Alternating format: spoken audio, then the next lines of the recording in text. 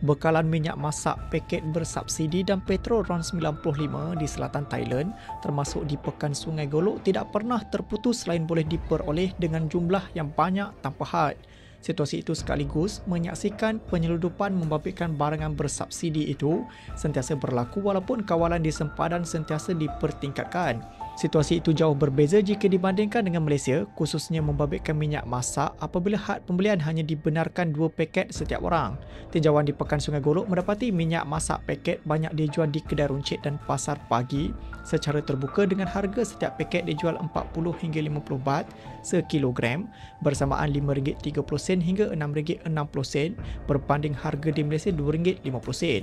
Lebih mengejutkan, wartawan yang cuba bertanyakan kononnya mahu membeli 10 kotak dengan alasan mahu diagihkan kepada penduduk. Peniaga di pasar berkenaan tidak berdepan masalah kerana mendakwa bekalan mereka banyak.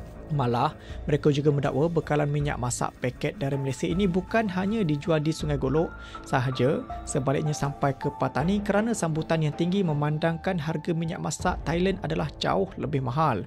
Begitu juga dengan tinjauan petrol yang boleh dikatakan berlambak stesen minyak petrol Malaysia wujud di bahu jalan di Sungai Golok sehingga ke Patani. Harga petrol yang dijual adalah sekitar RM3.30 sehingga RM3.60 bagi 1 liter manakala RM31 hingga RM33 bagi 10 liter.